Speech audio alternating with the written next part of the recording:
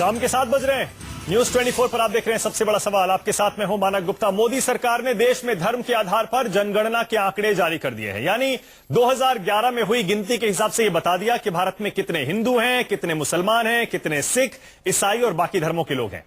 आंकड़े कहते हैं देश में हिंदुओं की आबादी का प्रतिशत कुल आबादी में थोड़ा घटा है, वहीं मुसलमानों का प्रतिशत कुल आबादी में थोड़ा सा बढ़ा है।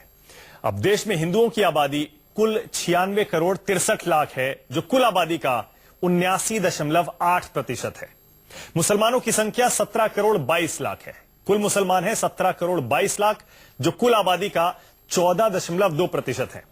बीजेपी के कुछ नेता और हिंदूवादी संगठन कह रहे हैं यह खतरे की घंटी है, क्योंकि मुसलमान तेजी से बढ़ रहे हैं। इसे नहीं रोका गया तो आने वाले समय में हिंदू अल्पसंख्यक यानी माइनॉरिटी हो जाएंगे। उधर बीजेपी की विरोधी पार्टियां इन आंकड़ों की टाइमिंग पर सवाल उठा रही हैं। आरोप है कि बीजेपी बिहार चुनाव में हिंदू मुसलमानों का वोट बांटकर चुनावी फायदा कमाना चाहती है और इसीलिए ये आंकड़े इस समय निकाले गए, जबकि जाति आधारित आंकड़े अभी तक रोक कर रखे गए। यानी जनसंख्या के नए आंकड़े भी सियासी जंग में फंस गए हैं। इसीलिए हमारा सबसे बड़ा सवाल है, क्या धर्म के आंकड़ों को बीजेपी बिहार में भुनाने जा रही है? क्या बिहार के वोटरों को हिंदू मुसलमान में बांटने की तैयारी है? इसी पर होगी बहस, लेकिन पहले हमारी रिपोर्ट।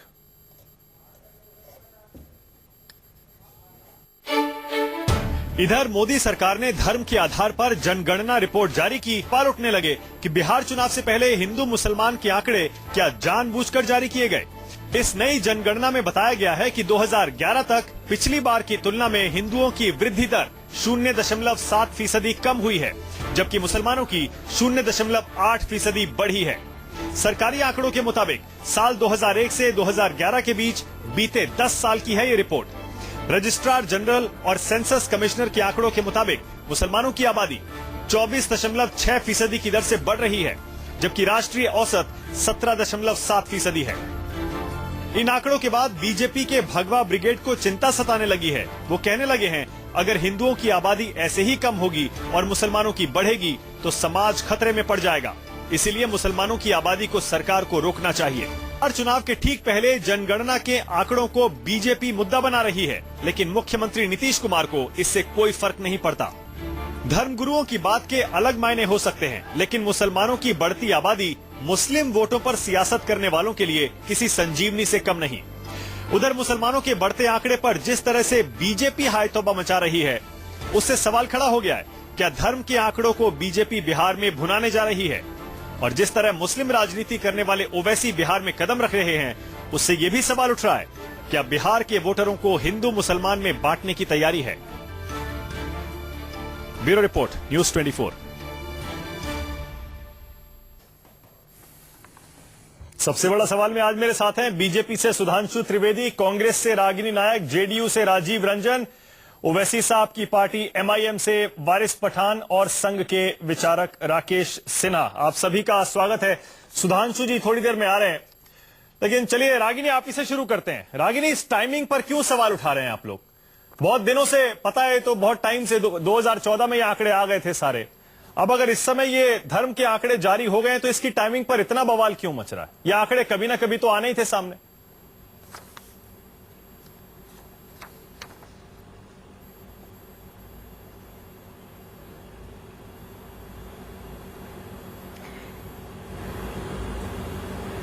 देखिए, कभी ना कभी तो आने थे, लेकिन अभी आए। और पॉलिटिक्स और क्रिकेट और पॉलिटिक्स दोनों में टाइमिंग बहुत इंपॉर्टेंट होती है। मानक जी, जितना मैं जानती हूँ आप भी जानते हैं इस बात को। बड़ी तस्वीर की तरफ देखते हैं। आपने सबसे बड़ा सवाल जो आज उठाया है, मुझे लगता है रिटोरिकल प्रश्न है ये, क्योंकि जग जाहिर बात है कि इसका जवाब हाँ है। वो कैसे? अब आप देखिए कि गुजरात मॉडल का ढिंढोरा पीटने वाले लोगों ने देश के डेवलपमेंट मॉडल के साथ क्या किया, ये तो क्रैश होते हुए सेंसेक्स ने बता दिया और गिरते हुए रुपये ने बता दिया। तो अब अपने सबसे विश्वसनीय हथकंडे पर इन्हें लौटना पड़ेगा, जिसे मुजफ्फरनगर मॉडल का नाम दिया जा सकता है। और इसीलिए सेंसस को एक कम्युनल कलर देने की पूरी कोशिश की जा रही है। कहा जाता है जिसकी रही भावना जैसी, यानी कि जिसकी दृष्टि जैसी है, नियत जैसी है, पूरा माजरा उसे उसी तरह से नजर आता है। इस सेंसस को इस तरह से भी देखा जा सकता था कि पूरे देश में एक पॉपुलेशन का डाउन ट्रेंड है। इसे इस तरह से भी देखा जा सकता था कि 1981 से लेकर 2011 तक 3 दशक आए, तीनों में अब मुसलमान जनसंख्या की वृद्धि सबसे कम है और वही हिंदुओं की जनसंख्या वृद्धि के भी आंकड़े हैं। लेकिन एक खास अंदाज में इसको पढ़ा जा रहा है क्योंकि एक समुदाय को दूसरे समुदाय के सामने एक हौवे की तरह खड़ा किया जाए, डर का वातावरण पैदा किया जाए और एक रथ चलाया जाए मुजफ्फरनगर मॉडल का, जिसके 2 पहिए हो, ध्रुवीकरण और सांप्रदायिकता, और उसके सारथी बने अमित शाह। ठीक है, ये पूरा का पूरा मॉडल ठीक है, आपने पूरी कॉन्स्पिरेसी समझा दी, पूरी कॉन्स्पिरेसी आपने समझा दी। सुधांशु त्रिवेदी आ गए, जवाब देंगे के लिए वो पिट चुका है। ठीक है, आपने पूरी कॉन्स्पिरेसी बता दी। रागिनी आपने पूरी कॉन्स्पिरेसी बता दी, वो भी उल्टी पड़ गई है। तो ठीक है, पांव के नीचे से जमीन खिसक रही है। दिल्ली में भद्द पिट गई, अब बिहार में भी यही हाल हुआ तो मुंह दिखाने लायक नहीं बचे। ठीक है सुधांशु जी, टाइमिंग पर सवाल उठ रहे हैं। लोग कह रहे हैं कि आपकी इकोनॉमी अच्छा नहीं कर रही है, जो भी जिसका आप दम भरते थे विकास विकास विकास, वो कहीं दिखाई नहीं दे रहा है। अच्छे दिन का वादा झूठा साबित हो रहा है। इसीलिए रागिनी कह रही है, बाकी विरोधी कह रहे हैं कि आप अपने उसी हथियार पर लौट आए हैं जिस पर आपको सबसे ज्यादा भरोसा है, हिंदू मुस्लिम कार्ड, और इसीलिए सेंसस को आप इतना बड़ा चढ़ाकर दिखा रहे हैं। एक तो टाइमिंग, इस समय आंकड़े जारी किए, और दूसरा आप हवा खड़ा कर रहे हैं कि मुसलमान भैया बढ़ रहे हैं, हम जल्दी माइनॉरिटी हो जाएंगे। देखिए, रागिनी जी ने अभी जो बोला वो कांग्रेस की उस मनोवृत्ति को बिल्कुल दिखाता है कि जाकी रही भावना जैसी, प्रभु मूरत देखी तिन तैसी। इसी में एक दूसरी भी कहावत है, सावन का महीना है ना, कि सावन के अंधे को हरा ही हरा दिखता है। सांप्रदायिकता के ही नाम पे, तथा कथित सांप्रदायिकता पे लड़ाई करके ये सत्ता हारे थे, तो अब तक इनके ऊपर से वो चश्मा उतरा नहीं है। आप टाइमिंग की बात कह रहे हैं, अभी बिहार का चुनाव है। मेरे दोहे की क्यों नकल कर रहे हैं? अच्छा, दूसरा कह दीजिए कोई, वो कह रही है मेरा मत। अरे मैंने दूसरा बता तो दिया ना कि मैंने कहा ना, सावन के अंधे को हरा ही हरा दिखता है। ठीक है, वो हरा ही हरा दिख रहा आपको। अच्छा, मैं ये कह रहा था कि अगर आप टाइमिंग के ऊपर कहेंगे तो अगर आप अभी बिहार का चुनाव है, अगर यही हम दिसंबर में करते तो आप कहते हैं कि साहब बंगाल का चुनाव आ रहा है इसलिए आप कर रहे हैं। फिर हम बाद में करते, आप कहते हैं अपने अंदर देखिए इसलिए कर रहे हैं।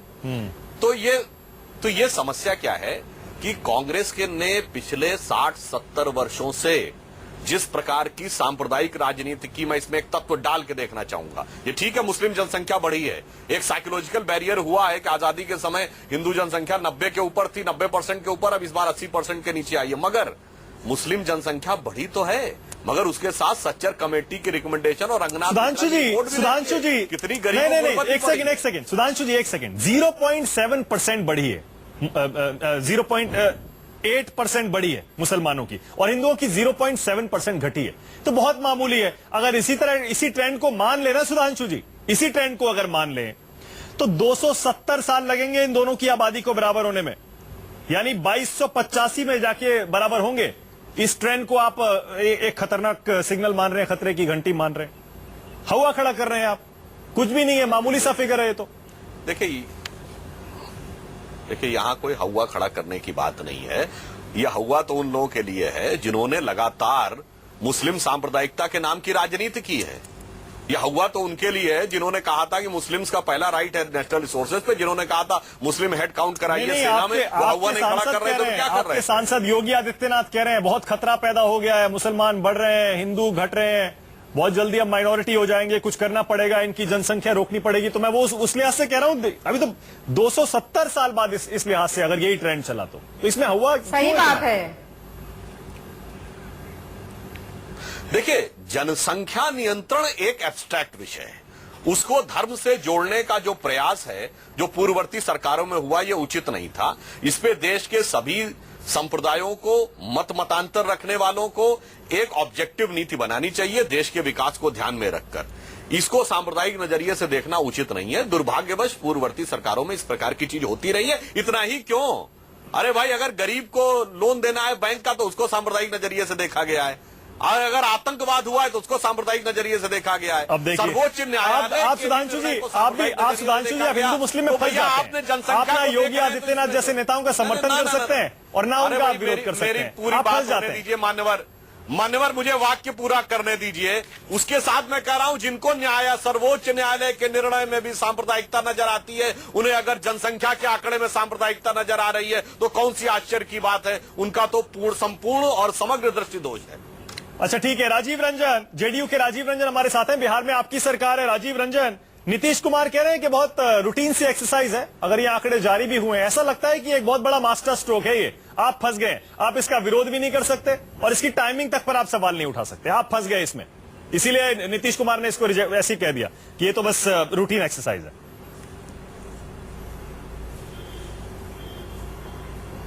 देखिए, नीतीश कुमार जी समझ रहे हैं कि ये ट्रैप क्या है।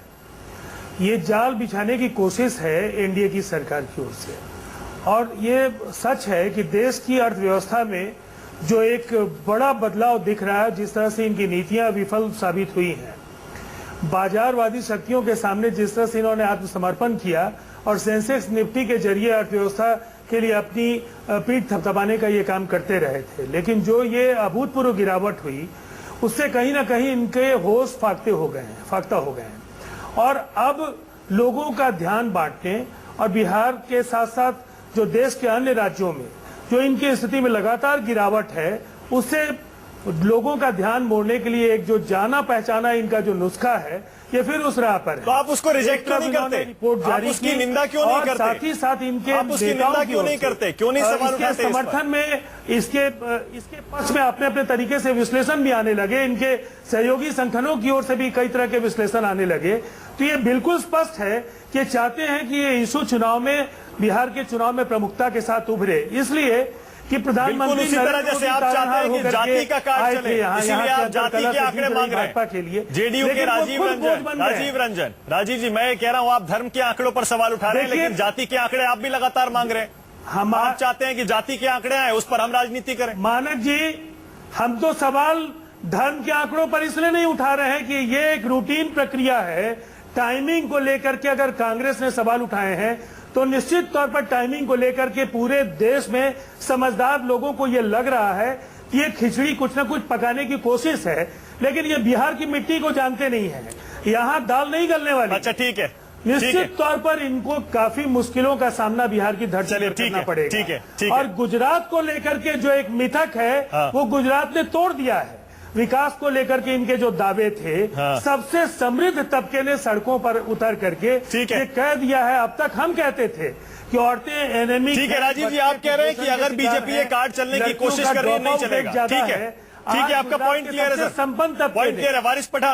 वारिस पठान, आरोप आपके ऊपर भी लग रहा है कि बीजेपी एक तरफ तो आपको उतार रही है बिहार के चुनाव में, दूसरी तरफ अब देखिए धर्म के आंकड़े जारी कर दिए, ये बता दिया कि मुसलमान बढ़ रहे हैं। एक तरफ आपका इस्तेमाल हो रहा है, एक तरफ धर्म के आंकड़े जारी हो गए, पूरी तरह से हिंदू मुसलमानों में बिहार को बांटने की कोशिश हो रही है। क्या कहेंगे आप?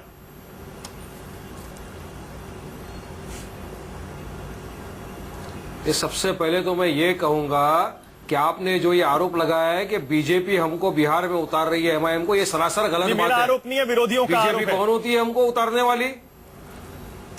ये विरोधियों की तो बात ही आप छोड़ दीजिए, उनके पास तो काम धंधा कुछ है नहीं, फ्रस्ट्रेशन में वो लोग ये बातें कह रहे हैं। कल दिग्विजय सिंह ने भी एक बात कही थी, फ्रस्ट्रेशन के अंदर हम उनके खिलाफ क्रिमिनल डेफामेशन केस फाइल करने वाले हैं। अच्छा, ये सरासर गलत बात है। हम हमारी खुद की आइडेंटिटी लेके चल रहे हैं और पूरा देश जानता है कि आज मुस्लिम, दलित, सिख ये सब एक हो गए। क्यों? कि यही कांग्रेस, इन्होंने इतने साल से राज किया, क्या क्या मुसलमान भाइयों के लिए, क्या क्या दलितों के लिए, कुछ नहीं किया। और आज यदि एक छोटी सी बात ये आ जाती है कि 0.7% मुस्लिम लोगों का पॉपुलेशन में आंकड़ा बढ़ा है, तो ये इतनी बड़ी हवा क्रिएट कर रहे हैं ये। अरे योगी आदित्यनाथ ये कहते हैं कि रोकना पड़ेगा, देश को इतना बड़ा टेंशन हो गया। अरे देश को टेंशन आ गया जब से आपकी सरकार आई है। एक साल से आप सत्ता में हो, आपने क्या किया? सबका साथ सबका विकास के नाम पर सिर्फ लोगों को बेवकूफ बनाया गया है। आज तक आपने पूरे देश की अच्छा, आपको नहीं लग रहा वारिस पठान, एक सेकंड, वारिस पठान वापस इसी मुद्दे पर आ जाते हैं। वारिस पठान वापस इसी पर आ जाते हैं। आपको नहीं लग रहा एक तरफ आप उतर गए बिहार में जी, वोटों का पोलराइजेशन वैसे ही हो गया, दूसरी तरफ आपको नहीं लग रहा ये मुसलमान बढ़ रहे हैं, ये जो धर्म के आंकड़े आए हैं, इससे फर्क पड़ेगा कुछ बिहार में? देखिए, अगर मुसलमान लोग बढ़ रहे हैं, कितने बढ़े? ये सिर्फ हवा क्रिएट किया जा रहा है। 0.7% बढ़े हैं। ये सिर्फ एक बीजेपी की चाल है कि पोलराइजेशन करने के लिए बताना चाहिए, ये देखो इनकी आबादी बढ़ रही है, हमको कुछ करना होगा। क्यों ये सब बिहार के इलेक्शन के पहला कर रहे हैं? क्या जरूरत थी इनको ये सब करने की? आंकड़े तो हर साल, हर 5-5 वर्ष के अंदर आते ही है, मगर इतना हवा क्रिएट करने की क्या जरूरत है? दिखाया जाता है। राकेश जी, बीजेपी की मानसिकता समझ में आ ठीक रही है, है राकेश जी। कि बीजेपी कुछ नहीं कर सकती है, ठीक है। सिर्फ एक हवा क्रिएट कर सकती है, और बीजेपी देश के लिए या देश की आवाम के लिए कुछ नहीं कर सकती है। ठीक है, Rakesh ji. Total failure on the part of the ठीक है, आ रहा हूं वारिस पठान, आपसे बात वापस आ रहा हूं। इस तरह के बातें और हवाएं उड़ाई जा रही है। ठीक है, राकेश जी मानक जी बीजेपी क्या कर रही है, कांग्रेस क्या कर रही है, जेडीयू क्या कर रही है, मैं कुछ जोड़ना चाहती हूँ। जनगणना एक बड़ा आ रहा हूं, गंभीर एक विषय है। और सेकंड, आपने अरे पहले मेरी बात तो सुन लीजिए, आप बोलिए। राकेश जी बोलिए। देखिए बहुत गंभीर विषय है, इस गंभीर विषय को आप ट्रिवियलाइज मत कीजिए। मैं दो बातें कहना चाहता हूँ। 2001 की जनगणना को जब रिलीज किया गया था तो टाइमिंग क्या थी? जब यूपीए सरकार ने रिलीज किया था धर्म के आधार पर, आप इस जनगणना को छोड़ दीजिए, 0.7-0.8% की बात कही जा रही है। इस देश की जनसंख्या कितना ह्यूज है, जब छोटी जनसंख्या का 0.8 ट्रिवियलाइज होता है, लेकिन बड़ी जनसंख्या का 0.8-0.7 का महत्व होता है। मैं आगे बताता हूँ। 1961 से लेकर 2001 की जो जनगणना है, जिसका कंपटीशन हो चुका है, मैं 3 राज्यों का सिर्फ बात बता रहा हूँ, मुझे बोलने दीजिए। दिल्ली में सामान्य जनसंख्या का एवरेज ग्रोथ था 421% और मुस्लिम जनसंख्या का 944%। केरला में 85% सामान्य जनसंख्या और मुस्लिम जनसंख्या 159%। मध्य प्रदेश में 150 सामान्य, 260 मुस्लिम जनसंख्या। यह ट्रेंड पूरे देश में था। पश्चिम बंगाल में 129 सामान्य, 189 मुस्लिम। असम में 140 सामान्य, 200% मुस्लिम। आज देखिए असम के 6 डिस्ट्रिक्ट, असम के लगभग 9 डिस्ट्रिक्ट 50% से अधिक मुस्लिम जनसंख्या वाले हो गए हैं।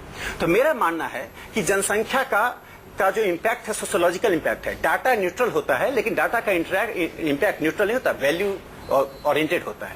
इसका एक समाजशास्त्रीय प्रभाव पड़ता है। सवाल राकेश जी, हिंदू बढ़ रहा है, सवाल यह उठता है। मेरी दो बातें मानक जी पूरा करने दीजिए, बहुत गंभीर विषय है, मुझे पूरा करने दीजिए, इस बात को पूरा करने दीजिए। इसका इम्पैक्ट यह है कि जनसंख्या नीति देश में होमोजीनियस नीति होनी चाहिए, और वो होमोजीनियस नीति नहीं होने के कारण रिलीजन रोकता है कि फैमिली प्लानिंग को रोकने के प्रोग्राम को लागू करने से। और जब फैमिली प्लानिंग के प्रोग्राम को रिलीजन रोकता है तो इसका निश्चित प्रभाव पड़ेगा। पॉपुलेशन प्रोजेक्ट चल रहा है, एक मिशन के तौर पर जनसंख्या बढ़ाई जा रही है। इसके 3 फैक्टर हैं, रिप्रोडक्शन, इन्फिल्ट्रेशन और कन्वर्जन। और यह डाटा एक्यूरेट नहीं है, ये जनसंख्या का डाटा एक्यूरेट नहीं है, इसलिए कि जो दलित और ट्राइबल्स, क्रिश्चियन और मुस्लिम में कन्वर्ट हो गए, जिन्हें कथित दलित, क्रिश्चियन, दलित, मुस्लिम कहा जाता है, यदि वो रिजर्वेशन का लाभ उनको दे दिया जाएगा तो वो अपने रिलीजन को रिवील करेंगे। राकेश जी, ऐसा लग रहा है तब हिंदुओं की जनसंख्या 79%। सुन लीजिए, आपने डाटा पढ़ा क्या? इनमें से कितने लोगों ने कितने लोगों ने जनसंख्या के डाटा का अध्ययन किया है? बिना अध्ययन के पहुंच जाते हैं, बिना अध्ययन के पहुंच जाते हैं। महत्वपूर्ण डाटा आता है, अध्ययन नहीं करते हैं, खाली चैनल पे बैठ कर राजनीति करने के लिए आते हैं। आज भी बिलो पॉवर्टी लाइन आ रहा है। अरे आप कर रहे हो धार्मिक राजनीति, हवा बना दिया।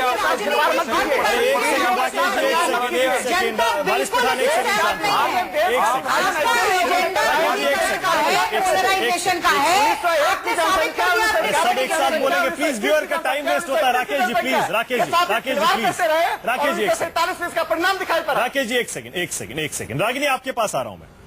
रागिनी, जैसा राकेश जी कह रहे हैं, इस तरह के आंकड़े तो हर जनगणना के बाद जारी होते हैं, इसको मुद्दा क्यों बनाया जा रहा है? आप भी तो बना रहे हैं, आप कह रहे हैं बीजेपी बना रही है, आप भी तो इसको मुद्दा बना रहे हैं, क्यों बना रहे हैं?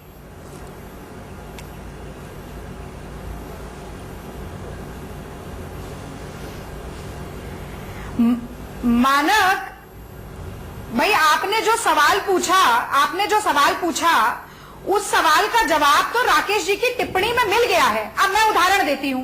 2001 की जो जनगणना थी वो 2004 में उसके आंकड़े सार्वजनिक किए गए। अगर यही अनुपात माने तो इस सरकार को सत्ता में आते ही 2014 की मई जून में ये आंकड़े लागू करने चाहिए थे, नहीं किए गए, बैठे रहे, सिलेक्टिव लीक होता रहा। आपने खुद कहा जातिगत आंकड़े जो है वो सामने नहीं, रागिनी आपको करेक्ट कर दूं एक बार, रागिनी एक बार करेक्ट कर दूं आपको, एक सेकंड रागिनी, करेक्ट कर दूं रागिनी, एक सेकंड रागिनी प्लीज, रागिनी एक फैक्ट बता रहा हूं, रागिनी एक सेकंड, रागिनी फैक्ट बता रहा हूं, एक सेकंड सुन लीजिए। राकेश जी प्लीज, अरे राकेश जी जनसंख्या नीति के बारे में राकेश जी सुन तो लीजिए, अरे सुन तो लीजिए, फैक्ट बता रहा हूँ, सुन लीजिए, बताना चाहता हूँ। अरे सुन लीजिए सर, सुन लीजिए, मालूम नहीं है, पहले पढ़िए फिर से बात कीजिए। राकेश जी सुन तो लीजिए, राकेश जी सुन लीजिए, कुछ ही बोल दीजिए। बना लिया है आप, ये आपको मालूम है 2001 की जनगणना 2001 से वापस ले आपका जो बड़ा एजेंडा है घर वापसी का, 1961 से 2001 के बीच में जनसंख्या के ग्रोथ के बारे में आप टिप्पणी तो कीजिए। समय मिलेगा। अरे सर एक सेकंड अब रुक जाइए प्लीज, मुझे ब्रेक लेना पड़ेगा। ब्रेक का भी टाइम हो गया, ब्रेक का भी टाइम हो गया, ब्रेक ले रहा हूँ, ब्रेक ले रहा हूँ। राकेश जी आ रहा हूँ ब्रेक के बाद। दिखा रहे हैं, एक सेकंड रागिनी, एक सेकंड मैं सिर्फ इतना सा बता दूं कि 2001 से 2011 की जो जनगणना थी उसमें पहली बार सामाजिक, आर्थिक और जाति को भी शामिल किया गया था। उसके आधार पर यह जनगणना हुई थी और सरकार का यह कहना है कि इस बार इतने आंकड़े हैं, इतनी जातियां हैं कि उसको कोलैट करने में बहुत टाइम लग रहा है, बहुत सारे एरर्स हैं। लेकिन सवाल अभी भी वही है, आखिर बिहार इलेक्शन से ठीक पहले धर्म के आधार पर यह आंकड़े क्यों जारी किए गए, और अगर किए गए तो उसके साथ जैसा विरोधी मांग रहे हैं जाति के आंकड़े क्यों नहीं जारी किए जा रहे। कहीं बिहार के चुनाव को देखते हुए वहां हिंदू मुसलमान के वोट को बांटने के लिए यह कोशिश तो नहीं हो रही है। तो आज का सबसे बड़ा सवाल है, क्या धर्म के आंकड़ों को बीजेपी बिहार में भुनाने जा रही है और क्या बिहार के वोटरों को हिंदू मुसलमान में बांटने की तैयारी हो रही है। इसी पर बहस करने के लिए सुधांशु त्रिवेदी, रागिनी नायक, वारिस पठान, राजीव रंजन और राकेश सिन्हा मेरे साथ हैं। सुधांशु जी, पिछले चुनाव जब 2010 में हुए थे बिहार में, 47 ऐसी सीटें हैं बिहार में जो मुस्लिम बहुल मानी जाती हैं, 20 से 40% मुसलमान है। जेडीयू आपके साथ थी पिछले चुनाव में, आपने 47 में से 25 जीती थी। इस बार जेडीयू आपके साथ नहीं है और ऐसा लगता है यही डर आपको सता रहा है सुधांशु जी कि इन 47 सीटों पर क्या होगा, और इसीलिए आप तरह तरह की कोशिश कर रहे हैं। इसी तरह की आरोप ये लग रहा है कि किसी तरह वहां पर हिंदुओं को एकजुट कर लिया जाए और ये सीटें किसी तरह से निकाली जाए, नुकसान कम किया जाए। देखिए, एक बात मैं कहना चाहूंगा कि ये जनसंख्या, जैसा राकेश सिन्हा जी ने कहा, एक गंभीर विषय है। इसका वस्तुपरक विश्लेषण यानी ऑब्जेक्टिव एनालिसिस होना चाहिए, ना कि जिस ढंग से इसके ऊपर सतही तौर पर राजनीति करने का प्रयास हो रहा है। जहां तक आपने बिहार की सीटों की बात कही तो मैं बहुत स्पष्ट कहना चाहता हूं कि जितने लोगों ने धर्म की राजनीति करने का प्रयास किया, सांप्रदायिक आधार पर लकीरें खींचने का प्रयास किया, देश की जनता ने उनको उत्तर दे दिया। यही सोच के तो नीतीश कुमार जी हमको छोड़े थे। कितनी सीटें पाई लोकसभा में। उत्तर प्रदेश में मुलायम सिंह जी कहां खड़े थे और कहां पे आके खड़े हो गए। और मैं ईमानदारी से एक बात कहना चाह रहा हूं, पिछले 25 सालों से उत्तर प्रदेश में 4 बार हम 50 से ऊपर लोकसभा सीटें जीते हैं। इसलिए मैं कह रहा हूं, देश बदल रहा है, देश का वातावरण बदल रहा है। मतलब आप ये विपक्ष को चुनौती दे रहे हैं कि हमारे इस जाल में मत फंसो। आप विपक्ष को ये कह रहे हैं कि हमारे इस जाल में मत फंसो, इसे मुद्दा मत बनाओ, आप ये कह रहे हैं। जी नहीं, मैं विपक्ष से ये कहना चाह रहा हूं, अपने लिए खुद ऐसा जाल मत बुनो जिसमें जाकर आप खुद ही फंस जाते हैं और आप उसका जवाब देके निकल नहीं पाते हैं। राजीव रंजन, हमारा एक लक्ष्य है डेवलपमेंट, विकास। अच्छा राजीव रंजन, कुल 15% बिहार में वोटर यादव हैं और 16% मुस्लिम है, 31% होता है। MY कॉम्बिनेशन पे आप बहुत बैंक कर रहे हैं इस बार, क्या लग रहा है आपको? सुधांशु जी और इनकी पार्टी, इनकी सरकार यही कोशिश कर रही है कि इस MY कॉम्बिनेशन का तोड़ किसी तरह निकाला जाए। इसने कहा कि बिहार में MY कॉम्बिनेशन पर हम चुनाव लड़ रहे हैं। सबसे पहली बात तो ये है मानक जी, जो हताशा और जो घबराहट है भारतीय जनता पार्टी के खेमे में, उसको देखिए। हमारे वोट बैंक को सामाजिक समूहों के आधार पर जो लोग जोड़ करके कोई एक्सरसाइज कर रहे हो तो उन्हें प्रधानमंत्री के जाति को बताने की जरूरत नहीं पड़ती। हमारा OBC प्राइम मिनिस्टर है, कई जगह हमने OBC चीफ मिनिस्टर्स बनाए हैं। ये बराबर जो आदर्श की बात करने वाले लोग हैं। अभी मैंने सुधांशु त्रिवेदी जी को भी सुना और राकेश सिन्हा जी को भी सुना, और सही अर्थों में भारतीय जनता पार्टी किस तरह से सांप्रदायिकता की फसल को काटने की कोशिश करती है, ये विभत्स उदाहरण है। शब्दों के चयन के लिए मैं जरूर कहूंगा कि राकेश सिन्हा जी के पास बौद्धिक संपदा के मामले में वो बिल्कुल धन्यवाद के बधाई के पात्र हैं, लेकिन दुरुपयोग मत कीजिए। ये इस संपत्ति का दुरुपयोग आप देश को तोड़ने के लिए कर रहे हैं, वोट की राजनीति के लिए कर रहे हैं। और भारतीय जनता पार्टी के नेताओं के पास मैं नहीं समझता हूं कि विकास तो उनके बस में नहीं है। वो पूरे अच्छा, एक बात बताइए राजीव रंजन, एक बात बताइए, मानदंड कायम कर पाए। राजीव रंजन, ऐसा एक बात को लेकर जो भ्रम था वो भी टूट गया। राजीव एक बात बताइए, आपने सबको मौका दिया है, मेरी बात अब सुन लीजिए। मैं आपसे सवाल पूछ रहा हूं, आप बोलिएगा। अभी कहिए नहीं, अभी सुनिए। अभी मैंने आप सब लोगों को सुना है, अब मेरी बात सुन लीजिए। देखिए, सबसे पहली बात है, इन्होंने अभी बहुत ही दार्शनिक अंदाज में कहा कि नीतीश कुमार जी अब भारतीय जनता पार्टी के साथ नहीं है। सवाल यह है कि आप कहां थे नीतीश कुमार जी से मिलने के पहले? शहरों में 40 से 45 सीटों की पार्टी आपकी थी। नीतीश कुमार जी बिल्कुल एक नई पार्टी के साथ आए थे, लेकिन जनता पार्टी और समाजवादी विचारधारा की विरासत के साथ आए थे। बिहार के गांव-गांव में अगर आप पहुंचे हैं तो इसका श्रेय नीतीश कुमार जी को जाता है। और अच्छा, अब इतिहास में मत जाइए, ठीक है, चलिए आज की बात करिए राजीव जी। अरे छोड़ दीजिए राजीव जी, कहाँ इतना पीछे जा रहे हैं? 8.5 वर्षों राजीव जी एक सवाल तो सुन लीजिए मेरा, सुधांशु जी साफ कह रहे हैं, सुन तो लीजिए राजीव जी, पूरे सुन तो गठबंधन लीजिए को, और राज्य में भी आपने वही अव्यवस्था सुन तो लीजिए राजीव जी। राजीव जी, सुधांशु जी साफ कह रहे हैं, आप अपनी पैर पर खुद कुल्हाड़ी मार रहे हैं, इसको आप क्यों मुद्दा बना रहे हैं? आप क्यों इसको मुद्दा बना रहे हैं? अगर जाल है भी तो आप क्यों उसमें फंस रहे हैं? मत इसे मुद्दा बनाइए। कहा कि हम मुद्दा बना रहे हैं, मुद्दा तो ये बना रहे हैं, एक तरफ इन्होंने जारी किया, दूसरी तरफ अपने प्रचारकों को लगा दिया इसके पक्ष में बोलने के लिए। हमने मुद्दा कहा बनाया, हमारे नेता नीतीश कुमार जी ने कहा। लेकिन आप परेशान तो हैं राजीव रंजन, आप परेशान तो हैं। आप जाति के आंकड़े मांग रहे थे, इन्होंने धर्म के आंकड़े दे दिए चुनाव के पहले। राजीव जी आप परेशान तो हैं। हर सवाल का जवाब वस्तुनिष्ठ नहीं होता है, हाँ या ना। इनसे पूछिए वोट बढ़ा कि देश बढ़ा। इनसे बड़ा सवाल यह है कि वोट बढ़ा कि देश बढ़ा। ये दंगों की भेंट चढ़ाएंगे देश को, समाज को बांटना चाहेंगे।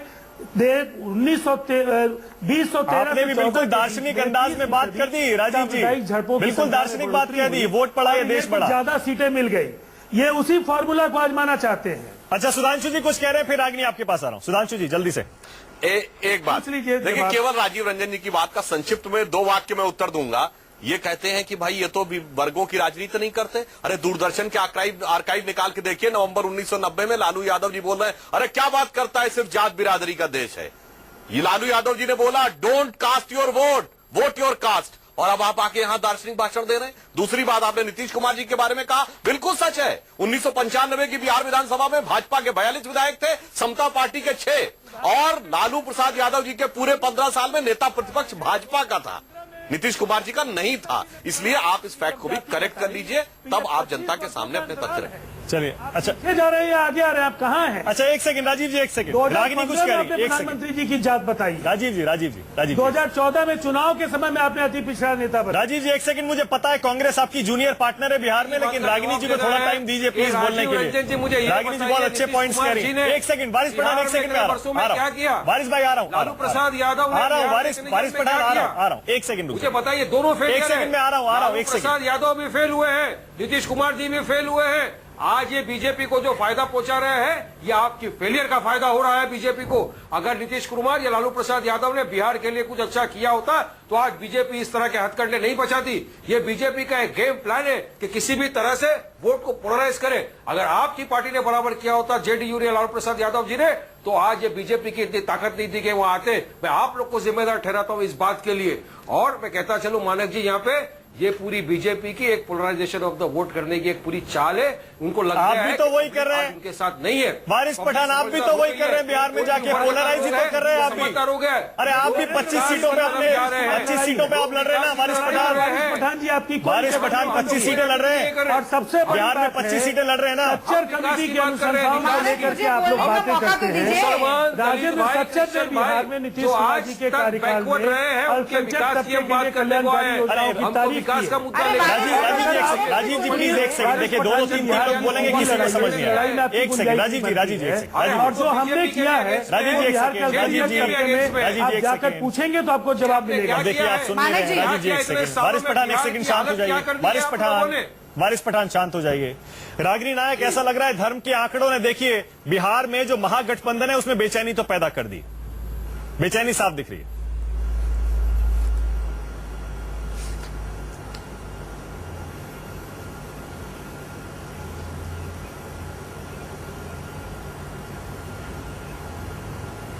मैं तो इसके बिल्कुल विपरीत बात कहूंगी। जिस खेमे में बेचैनी थी, उस खेमे ने धर्म के आधार पर ये आंकड़े जारी किए हैं। मैं इसको इस तरह से देखती हूं। अब आप देखिए, ऑब्जेक्टिव एनालिसिस की बात सुधांशु जी कर रहे हैं, लेकिन बिल्कुल सिलेक्टिव रीडिंग हो रही है।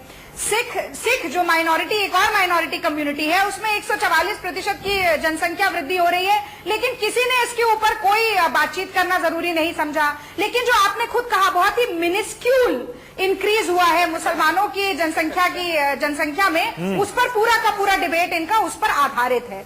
दूसरी बात, एक बड़ी महत्वपूर्ण चीज ये है कि किस तरीके से राकेश सिन्हा जी ने पूरी भूमिका बांध दी। उन्होंने जनसंख्या की वृद्धि को कन्वर्जन के साथ जोड़ा। जिसका मतलब है कि इनका छुपा हुआ बड़ा एक और एजेंडा जो घर वापसी का है वो भी कहीं ना कहीं सामने आ रहा है कि आप देखिए खतरे की घंटी योगी आदित्यनाथ ने बजा दी है।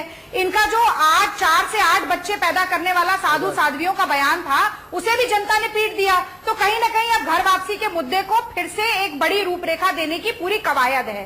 इस सब के चलते भी अगर हम ये मान लें कि कोई पॉलिटिकल टाइमिंग जो है वो शक के घेरे में नहीं आनी चाहिए, तो मैं समझती हूँ कि ये एक बहुत ही मूर्खतापूर्ण व्याख्या होगी। मोदी जी का एजेंडा क्लियर कट है, उनको कोई लेना देना नहीं है जनता की भावना से या विकास से। वो शुद्ध रूप से राजनीतिक दोहन करते हैं भावनाओं का और वोट बटोरने का काम करते हैं, जो कि बिहार में एक बार फिर होने वाला है। मेरे आंकड़ों पर सवाल उठाया गया, मैंने कहा कि 2001 में जो जनगणना हुई वो 2004 में उसके आंकड़े आए, उसके हिसाब से 2011 के 2014 में आने चाहिए थे। क्या गलती है? दूसरी बात बताइए, एक मिनट, 1981 से लेकर 1911 तक मुसलमानों की जनसंख्या वृद्धि की दर में कटौती हुई है। 32 से वो आकर 24 पर रुकी है, लेकिन ये इस तरह से उसे रीड नहीं करेंगे क्योंकि इनका स्वार्थ छिपा हुआ है। राकेश जी की सुन लीजिए, स्वार्थी जुमलेबाज पार्टी है। ठीक है राकेश जी। देखिए रागिनी जी आप कांग्रेस की प्रवक्ता हैं, मैं आपका अभिनंदन करता हूं, लेकिन गलत बात मत बताइए। सिखों की जनसंख्या 0.2% घटी है, आप कह रहे हैं 141% बढ़ गई। कहां से आपने पढ़ा? देश के सभी राष्ट्रीय और क्षेत्रीय अखबारों ने 1.5 पेज लिखा है, कृपया पढ़ लीजिए। सिखों की आबादी घटी है और आप राष्ट्रीय चैनल पर बैठ के कह रहे हैं सिखों की आबादी बढ़ी है। नहीं ठीक है राकेश जी। हाँ, मैं जेडीयू के साथ सौभाग्य है कि उसके कुछ अच्छे प्रवक्ता मिल गए हैं, तो राजीव रंजन जी हैं। इसका मतलब नहीं कि आप पढ़ लीजिए ना, मुसलमानों की जनसंख्या की वृद्धि में पिछले 3 साल से बढ़ोतरी। अरे आप माफी मांगिए, गलत डाटा देने के लिए माफी मांगिए। रागिनी फैक्चुअल मिस्टेक था, रागिनी फैक्चुअल मिस्टेक था, मान लीजिए। रागिनी मान लीजिए, चैनल पर बैठ कर गलत डाटा देना। रागिनी फैक्चुअल मिस्टेक है, मान लीजिए, आगे बढ़ते हैं। पुरानी बात नहीं है, फैक्चुअल मिस्टेक है, मान लीजिए, आगे बढ़ते हैं। ठीक कीजिए, गलती करें तो माफी मांगनी चाहिए, गलती करें माफी मांगनी चाहिए। मांगिए कि बिहार में अरे गलती करें तो माफी मांगनी चाहिए। आप कहिए कौन से अखबार में आपने पढ़ लिया? नहीं, इस अखबार में पढ़ा कि सिखों की जनसंख्या बढ़ी है, कोई दिक्कत नहीं। यही बताता है कि बिना तैयारी का आते हैं, इनकी कोई तैयारी नहीं है। जनसंख्या अखबारों को तो पढ़ लीजिए। एक मिस्टेक मुझसे हो सकती है, अरे अखबारों को तो पढ़ लीजिए। मिस्टेक नहीं कर रहे हैं आप, बार-बार। अच्छा रागिनी ठीक है, उनको सुन तो लीजिए। रागिनी एक सेकंड, रागिनी सुन तो लीजिए। माफी मांगिए, आपने मांगिए, क्या है? आप माफी मांगिए। आप जानबूझ के कर रहे हैं, गलती से कोई चीज हो सकती है, लेकिन मंशा के साथ, नियत के साथ आप लगातार। देखिए अब आप तू मैं से आगे नहीं बढ़ेंगे, हमारा व्यूअर परेशान हो रहा होगा, दर्शक परेशान हो रहा होगा। ब्रेक ले रहा हूँ, छोटा सा ब्रेक। आज का सबसे बड़ा सवाल ये है कि धर्म के आंकड़ों को बीजेपी बिहार में भुनाने जा रही है। तमाम मेहमान मेरे साथ हैं। राकेश जी ये बताइए, मुद्दा ये होना चाहिए देश में, चुनाव की बात नहीं कर रहा हूं, देश में मुद्दा ये होना चाहिए कि हमारी सबकी आबादी करीब 18% से बढ़ रही है, हमारे लिए जनसंख्या बड़ी प्रॉब्लम है। ये मुद्दा होना चाहिए कि मुस्लिमों की हिस्सेदारी 0.8% बढ़ गई और हिंदुओं की 0.7% घट गई। राकेश जी। मानक जी आपने बहुत बुनियादी सवाल पूछा है और बहुत अच्छा सवाल मुझे लगा।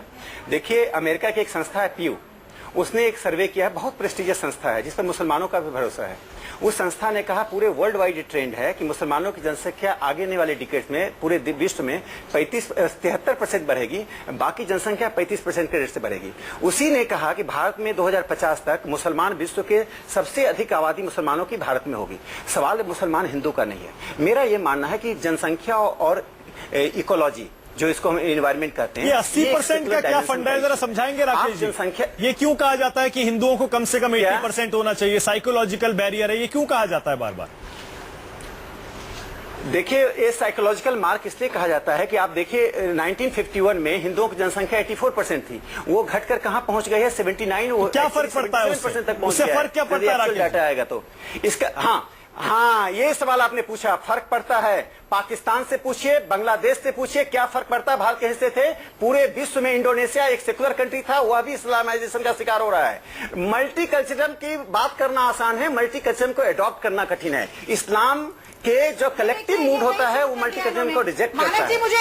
एकम सत्यम विप्रा बहुधा वदंती, ठीक है, एकम सत्यम विप्रा बहुधा वदंती के सिद्धांत को जो धर्म सिद्धांत नहीं करता है, समाजशास्त्रीय प्रभाव पड़ेगा, देश की विरासत अस्वीकृत हो जाएगी। अच्छा जवाहरलाल नेहरू ने सवाल पूछा था 48 में अलीगढ़ मुस्लिम यूनिवर्सिटी कॉन्वोकेशन में। अलीगढ़ मुस्लिम यूनिवर्सिटी के कॉन्वोकेशन में जवाहरलाल नेहरू ने पूछा था क्या आप इस विरासत के हिस्से हैं? क्यों पूछा था ये सवाल? पूछिए मानक जी, कांग्रेस के प्रवक्ता से पूछा कि नेहरू तो सेकुलर थे, उन्होंने ये सवाल क्यों खड़ा किया था? राकेश जी सुन लीजिए, राकेश जी तो विरासत को देकर झंझट होते हैं नहीं दे रहे हैं जैसे रागिनी क्लासरूम। अरे लेक्चर आपको गलत डाटा देती हैं, अरे आपको गलत डाटा देती हैं। राष्ट्रीय पार्टी के प्रवक्ता को चुल्लू भर पानी में क्लासरूम नहीं है आपका, सुन तो लीजिए थोड़ा। अरे प्लीज अरे यहाँ वन वे ट्रैफिक नहीं चलेगा। अरे राकेश जी प्लीज संभालिए अपने आप को। नहीं दे रही हूँ गलत डाटा, गलत बोल रहे हैं आप। अरे राकेश जी संयम प्लीज, ठंडा पानी पीजिए। राकेश जी शांत प्लीज, थोड़ा भाषा पे कंट्रोल रखिए राकेश जी। संघ की महिलाओं के प्रति क्या सोच रही है राकेश जी उन्होंने मान लिया फैक्चुअल मिस्टेक की, भाषा पर कंट्रोल करिए प्लीज प्लीज। क्यों हो रहे हैं? महिला पुरुष का मामला है। कौन से क्लास में हमने महिला जेंडर पॉलिटिक्स पढ़ा है? ये हर बात को महिला पुरुष से जोड़ दे रहे हैं। अच्छा चलिए मुद्दे पर आ रहे हैं, वापस मुद्दे पर आ रहे हैं। रागिनी प्लीज सुन लीजिए, रागिनी मुद्दे पे बोलिए, मुद्दे सुन लीजिए। इनका माइक थोड़ा कम करिए आप, मानव जी बात इस करने नहीं दे रहे हैं। आप बोलिए। नहीं मुद्दे पे आइए रागिनी, मुद्दे पे आइए।